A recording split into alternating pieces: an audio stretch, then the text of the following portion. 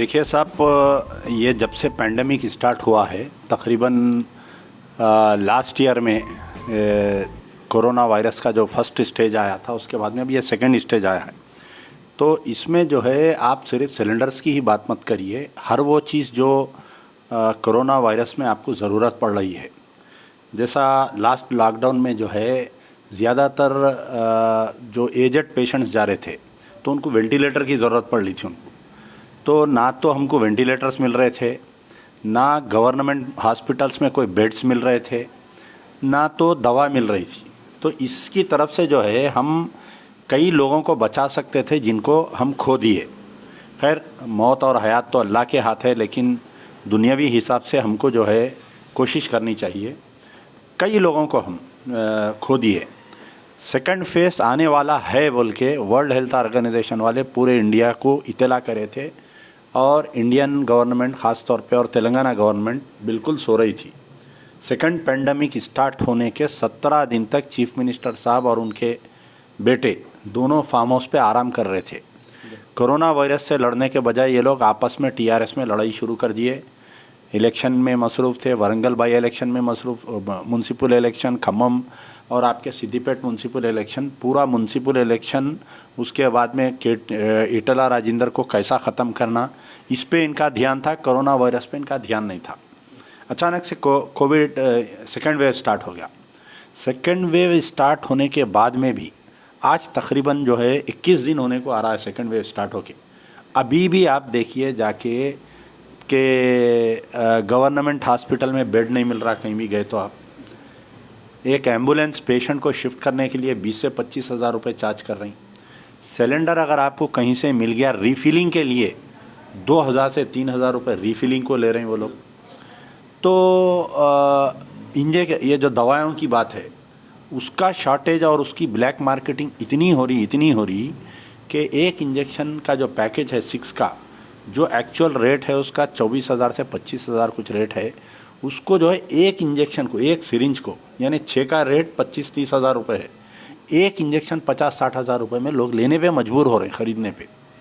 Black marketing को खुला छूट दे दिए। कॉरपोरेट हॉस्पिटल्स की जो लूट चल रही थी, लास्ट टाइम हम ही थे जो हाई कोर्ट का दरवाज़ा खटखटाए थे। गवर्नमेंट का जियो निकला था कि उसके रेट्स प्रिस्क्राइब हुए थे। आप बताइए लास्ट टाइम जो है कोई भी एक हॉस्पिटल वाले के ऊपर गवर्नमेंट एक्शन ली क्या?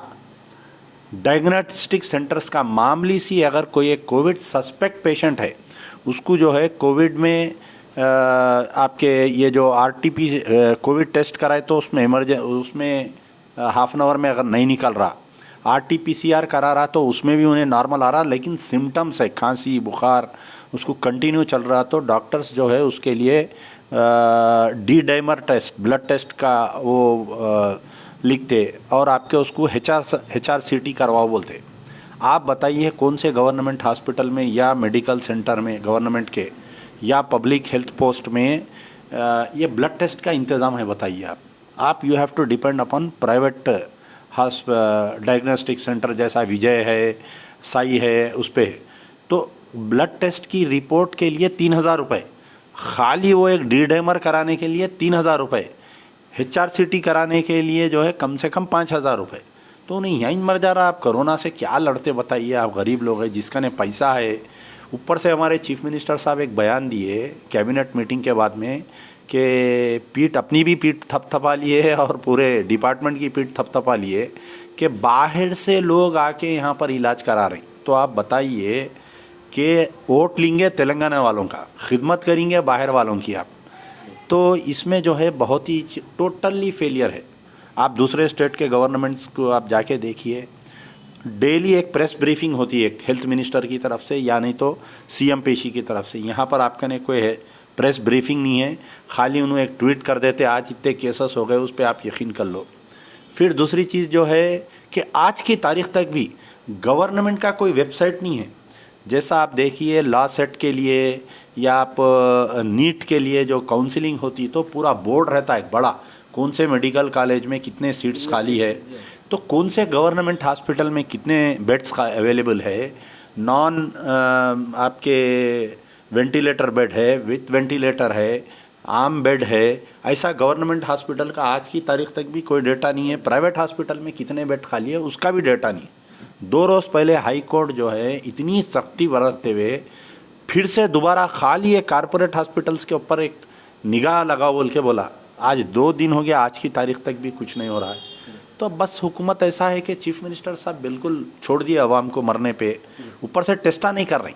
आप देखिए हमारे चीफ मिनिस्टर बहुत ही सीनियर मोस्ट पॉलिटिशियन है एक, लेकिन उनके सामने का बच्चा है जगन मोहन रेड्डी, वहाँ पर आरोग्यश्री में पूरा इलाज फ्री कर दिए। आपको यहाँ पर 2 चीज़ है, एक आरोग्यश्री, एक नीति आरोग्य जो सेंट्रल का है। तो ना तो तेलंगाना वालों को सेंट्रल का कोई हेल्थ स्कीम इम्प्लीमेंट हो रही, ना स्टेट की कोई इम्प्लीमेंट हो रही, तो यहाँ पर फेल हो गए। वहाँ पर जगन जो है कोई मर गया तो उसके अकाउंट में 15,000 रुपये इमीडिएट, यानी मौत मट्ठी के लिए। यहाँ पर अगर कोई मर गया तो आप बोलिए कितनी तकलीफ़ हो रही है। आप दूसरे मज़हब का छोड़ दीजिए, हम मुसलमानों में अगर कोई एक कोविड पेशेंट अगर मर गया तो आप, मेरा पर्सनल एक्सपीरियंस बता रहा हूँ, तकरीबन मसाजिद में कोविड पेशेंट को नहलाने की नहीं दिया जा रहा है। जो लोग अपार्टमेंटों में रह रहे हैं उनका एक प्रॉब्लम है कि उनको वहाँ पर नहलाने के लिए बहुत प्रॉब्लम हो रहा। तदफीन के लिए कोई ख़बरस्तान में जगह नहीं है। रोज़ाना रात भर लोगों को बेड दिलाना, दिन भर लोगों के बॉडीज़ दिलाना, उनका मौत मट्ठी का इंतज़ाम करना। बिल्कुल या तौर पे शहर में 35 MLA है मेरे भाई, 7 मेंबर ऑफ पार्लियामेंट है, 4 या 5 राज्यसभा के मेंबर है, कई MLCs है, कई चेयरमैन्स है, मेयर है, डिप्टी मेयर है। आप बताइए, पूरे वो जैसा गधे के सर पे से सिंगा गायब होते वैसा पूरे गायब है। कोई एक बताइए आप, क्या मेयर निकल के कोई रोड पे फिर के कचरे का इंतज़ाम कर रहे हैं क्या? बताइए। हेल्थ मिनिस्टर नहीं है, हेल्थ बॉडी जो है हेडलेस बॉडी हो गई। किससे जाके बात करना आप बताइए, किसको रिप्रेजेंटेशन देना बताइए आप। एक चीफ सेक्रेटरी साहब आते, एक दौरा करते, एक फ़ोटो डाल देते, एक प्रिंसिपल सेक्रेटरी MNUD आते, कहाँ तो भी दौरा करते, उन्होंने खाली ये ट्वीट पे फ़ोटो आ जा रहा कि भाई उन्हों गए ऐसा करे। तो टोटली तौर पर फेल हो चुकी है। वो तो अच्छा हुआ कि कुछ तंजीमें निकल कर रोड पे काम किए, अभी भी कुछ तंजीमें निकल के रोड पे काम कर रहे हैं, और सिर्फ अल्लाह के भरोसे तेलंगाना है और उससे हटके कुछ नहीं। ये जो 5 घंटे की जो कर्फ्यू के लिए छूट दी गई है, उसमें भी जो पुलिस वाले जो है चालानात कर रहे हैं। देखिए, आप शुरू दिन से आप लास्ट टाइम जो है जो पुलिस का जुल्म था, मेरे जेब में दवा के लिए पैसे नहीं है, मैं मेरे बाप को दवाखाने में रख के गली गली दर दर भटक रहा हूँ। मैं, मेरे जवान बच्चे हॉस्पिटल में हैं, बाप जो है रोडों पे भीख मांग रहा, ढूंढ रहा दवाओं के लिए, दवाखाने के लिए। एक माँ जो है ऑटो में बैठ के अपने पर्दे का, उन्हें उसको अपने पर्दे का तक वो नहीं है, लेकिन निकल गई रोड पे अपने शौहर को बचाने के लिए, औलाद को बचाने के लिए, अपनी बेटे को बचाने के लिए। ऐसे वक्त पे, जैसा पुराने शहर की एक मशहूर कहावत है कि बीमार की बिस्तर पे मारो, हमारी हैदराबाद पुलिस जो है इनको अब कानून नाफिज हो रहा, उनको कानून नाफिज करना याद आ रहा उनको। कमिश्नर ऑफ पुलिस जो है बड़े ही आते मुस्लिम महफिलों में, हज़रत अली की पैदाइश के दिन आते, एक मीटिंग करते, सरकार दो आलम सल्लल्लाहु अलैहि वसल्लम के हदीसां बयान करते। लेकिन जो मुस्लिम एरियाज़ को टारगेट किया जा रहा है लास्ट लॉकडाउन में और इस लॉकडाउन में, हैदराबाद में फिर दोबारा बोल रहा हूँ कि भाई पूरे MLAs जो है किसी को इंटरेस्ट नहीं है। एक्चुअल आप समझिए, आपके मसले से मुझे इंटरेस्ट रहेंगी तो मैं नुमाइंदगी करूँगा। मैं पैसे खर्चा करके, मैं एक MLA 10-10 करोड़ रुपए पार्टी फंड देके 10-10 करोड़ रुपए मैं अगर खर्चा करके MLA बना, तो मुझे आवाम से क्या इंटरेस्ट रहेंगे आप बताइए। तो थाली जो है एक हाथ से नहीं बचती, 2 हाथ से बचती। इसमें पब्लिक रिप्रेजेंटेटिव का भी कसूर है, आवाम भी सही नुमाइंदों को नहीं चुनने का उसकी भी एक वजह है। तो अब ये पुलिस के चालानात साहब, लास्ट टाइम बता रहा हूँ मैं आपको कि कितने चालानात हुए, जितने गाड़ियाँ सीज हुए। आप नामपल्ली कोर्ट थोड़े दिन बीच में चालू हुआ था, आप जाके देखो, आप हज़ारों लोग हैं नामपल्ली कोर्ट में, चालानात बन रही। अब खाली पहले के वैसा नहीं है आप चालान बनो गाड़ी छुड़ा लो, नहीं है सिस्टम। आपको जो है चालान के साथ साथ क्रिमिनल केस बुक किया जा रहा है आपके ऊपर। आपको जो है मिनिमम 2-3 साल कोर्ट को फिरना है। फिर क्या हुआ, बीच में असेंबली चालू हुई, कोई MLA 0 ओवर में आवाज़ उठाते। हमारे MLAs जो है ऐसे टाइम पे अज़ान देते, ना वो नमाज का टाइम रहता, ना वहाँ पर मुसल्ली आते, वैसे टाइम पे जाके मस्जिद में अज़ान देके धबड़ा बजाते कि हम अज़ान दिए, हम अज़ान दिए। 0 ओवर जिसको बोलते, हुकूमत कोई पाबंद नहीं रहती, वहाँ चेयर पे CM नहीं रहता, वहाँ होम मिनिस्टर नहीं रहता, तो खाली उठ के ये बोलते हैं कि साहब वो चालानात बहुत हो रहे, माफ़ कर दीजिए, स्पीकर बोलता, नेक्स्ट बोलता, दूसरे दिन अखबारात में सोशल मीडिया में आता कि भाई मजलिस के एमएलए ने हंगामा कर दिया, असेंबली को हला दिया, पिलरों को तोड़ दिए, माइकों को तोड़ दिए, बेंचों को तोड़ दिए, हंगामा कर दिए बोल के आता।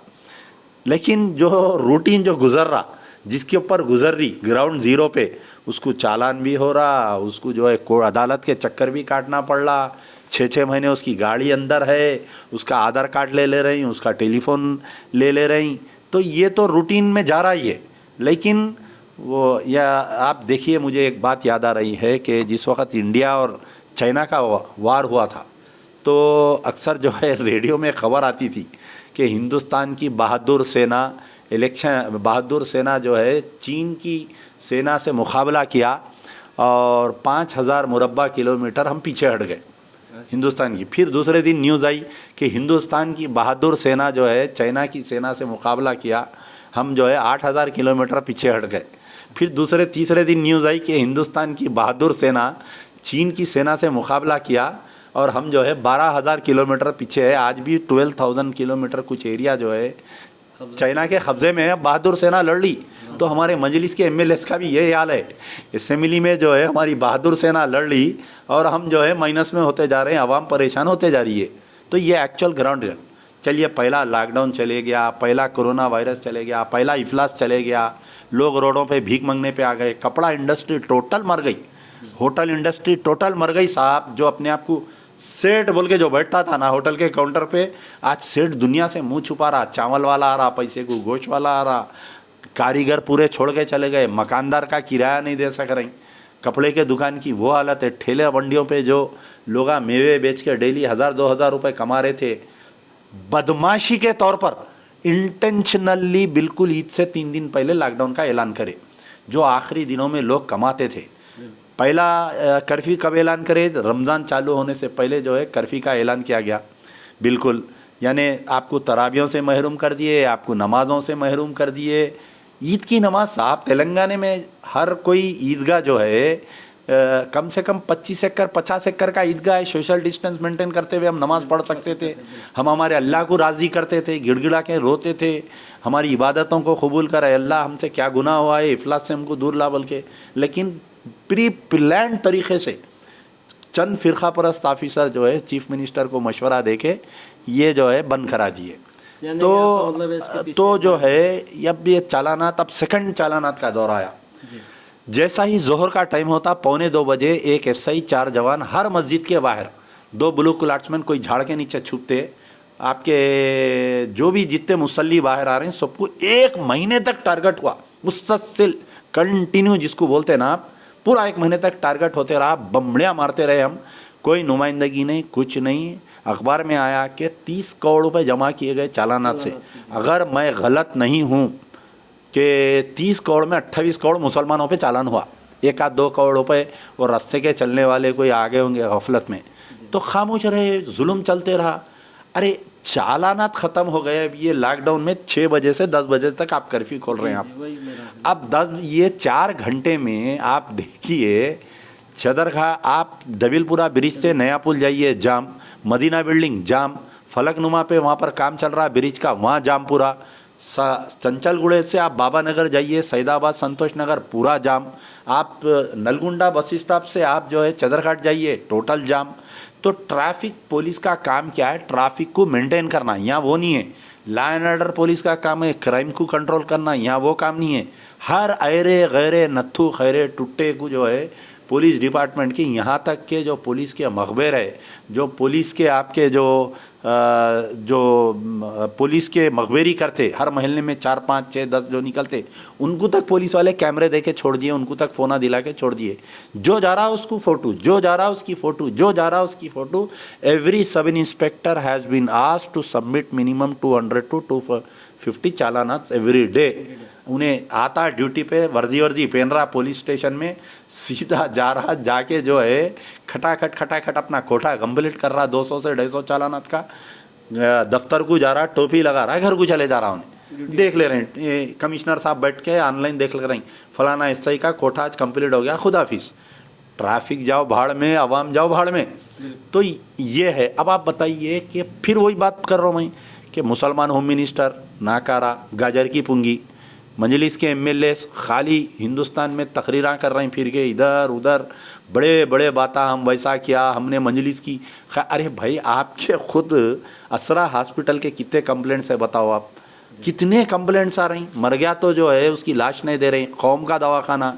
कल एक कंप्लेंट आया, 8 लाख 10 लाख रुपए मार दिए उसको बिल। तो खुद अपने दवाखाने में ये हालत है उनके। हैदराबाद के मेंबर ऑफ पार्लियामेंट जो है, उस्मानिया हॉस्पिटल जो है, उसकी एक डेवलपमेंट कमेटी होती, मिनिस्टर जो हेल्थ मिनिस्टर रहता उसका चेयरमैन रहता, principal secretary health vice chairman रहता, और हैदराबाद के एमपी की हैसियत से उन्होंने जो है मेंबर रहते उसकी कमेटी के। पिछले 5 साल में वो कमेटी की मीटिंग नहीं हुई मेरे भाई अभी तक। 5 करोड़ रुपए या कितने की 15 करोड़ रुपए डेवलपमेंट, उस्मानिया के डेवलपमेंट के वास्ते अनयूज्ड रिटर्न हो गए गवर्नमेंट को। सेंटर से जो पैसे आए थे और स्टेट गवर्नमेंट के जो पैसे थे जिसको इस्तेमाल करना चाहिए था अनयूज्ड, उसको रिटर्न कर दिए। तो ये हालत है सियासतदानों की, ये हालत है ऑफिशियल्स तो बिल्कुल ही। आप देखिए पहले ज़माने में जब चंद्रबाबू नायडू की गवर्नमेंट थी, टीडीपी की, पाबंद थे कि अवाम से हर ऑफिसर, कलेक्टर हो या कोई भी ऑफिसर 4 बजे से 5 बजे, 3 से 5 अवामी टाइम था। फिर राजशेखर रेड्डी आने के बाद में उन्होंने खुद सुबह में जो है रोज़ाना 2 घंटे अवाम से सीएम कैंप ऑफिस पे मिलते थे। शाम में सेक्रेटेरिएट में जो है 3 बजे से 5 बजे तक चीफ मिनिस्टर अवाम से मिलते थे, मिनिस्टर मिलते थे, कलेक्टर्स मिलते थे। वो प्रजावानी बोल के कुछ रहता था। बहरहाल कुछ ना कुछ से अवाम और लीडर के बीच में, अवाम और ऑफिसरों के बीच में एक राबेदार रहता था। जिस दिन से ये इफलास हमारे आंग पे बैठे हैं हमारे चीफ मिनिस्टर केसीआर साहब, सेक्रेटेरिएट गायब, प्रजा दरबार गायब, कोई ऑफिसर, आप देखिए गली गली कर दिया सेक्रेटेरिएट को बना रहा हूँ मैं बोल के। तो कोई आप, अब आपको अगर तकलीफ है आप किसको जाके इत्तला करते? कलेक्टर को नहीं कर सकते, पुलिस कमिश्नर्स को नहीं कर सकते, आप जाके हेल्थ मिनिस्टर को नहीं बोल सकते। बराए करम वो जो है बेचारे होम मिनिस्टर साहब मिलते, सुनते, उनको दरख्वास्त देना क्या है हमारे होम मिनिस्टर साहब को, डस्टबिन में दरख्वास्त को फेंक के पुराने शहर के एक मशहूर डब्बे से पान लाना, खा के वो दरख्वास्त पे थूक देना हो पान खा के। तो आपकी बेइज्जती उनका ने जाके नुमाइंदगी करना।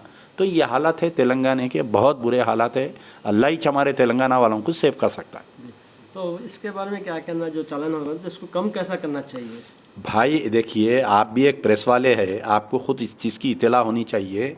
एक बार चालान की रसीद फटने के बाद में दुनिया की कोई ताकत या तो सुनिए, या तो वो जो सब इंस्पेक्टर आपको चालान की रसीद फाड़ा उन्हें अपने जेब से बनना, या नहीं तो आप बनना। अभी इसमें अगर तगर है नहीं मसला। लाइट के इतने चालानात हुए चंद्रबाबू नायडू पीरियड में, कांग्रेस पीरियड में, क्या माफ़ हो गए? बोलिए वो आप, कोई भी नहीं माफ़ हुए। हर इलेक्शन में एक स्कीम आती, पानी का बिल माफ़ कर देते, टैक्स, क्या एक्चुअल ऑन ग्राउंड माफ़ होता क्या बताइए? जितनों को चालान हुआ है वो माफ़ी भूल जाइए, प्रिपेयर हो जाइए। जिस दिन लॉकडाउन बर्खास्त होगा आपको दरख्वास्त आएंगी, आपको जो है सीधा सीधा कोर्ट को जाना है। क्रिमिनल केस बुक हो रहा, समझो आप। पहले क्या था, आप ट्रैफिक वायलेशन जब करते थे तो आपको खाली चालान बनना पड़ता था, लेकिन आज मेरे भाई अगर कल आप पासपोर्ट बनाने जाएंगे, आप बाहर जाना चाह रहे हैं, आप स्टूडेंट है, स्टडीज़ करना चाह रहे हैं, आप उम्रे को जाना चाह रहे हैं, आप हज को जाना चाह रहे हैं, अगर आप पासपोर्ट बनाने के लिए जाएंगे ना तो उसमें क्रिमिनल रिकॉर्ड आएंगे आपका पासपोर्ट नहीं बनेगा, आपका लाइसेंस नहीं बनेगा गाड़ी का। तो ये आपका क्रिमिनल बैकग्राउंड, एक क्रिमिनल हिस्ट्री तेलंगाना के मुसलमानों को दानिश्ता तौर पर, ज़बरदस्ती तौर पर प्लान करके क्रिमिनल्स बनाया जा रहा है आपको। कई अब आगे चल के ये होगा, साहब मैं पासपोर्ट बनाने गया था, मेरा पासपोर्ट नहीं बन रहा। अरे क्यों नहीं बन रहा? हम फ़ोन करके पूछे तो उन्हें जवाब आता कि भाई इनके ऊपर फलाने टाइम पे वो लॉकडाउन के वायलेशन का केस है, क्रिमिनल केस। और कोई भी क्रिमिनल केस 3 साल से पहले कम नहीं होता। वकील को 10,000 रुपये फीस, चालान के पैसे अलग, कोर्ट की फुटबॉलिंग अलग। ये जो रोज़ सुबह नींद में से उठ के हर 15 दिन को कोर्ट को जाओ, तो इसके ऊपर जो है हमारे कमिश्नर साहब बोलिए, हमारे डीजीपी साहब बोलिए कि मुसलमानों के वास्ते एक बेहतरीन मुस्तकबिल लिख के जा रही। इन्हों तो चले जाएंगे, लज्जतें तो ख़त्म हो गई, लज्जतों का अजाब बाकी रह गया। कमिश्नर साहब चले जाएंगे, इन्हों डीजीपी बन जाएंगे, डीजीपी रिटायर्ड होके जाके आरएसएस के दफ्तर पे बैठ जाएंगे या कुछ भी होगा। लेकिन ये जो चालानात इन लगा करके जा रही ना, इनको याद कर करके गालियां दे दे के रोज़ तस्वीर लेके गालियों का वजीफ़ा पढ़ लेते, कोर्ट में बैठना पड़ता। आप शुक्रिया।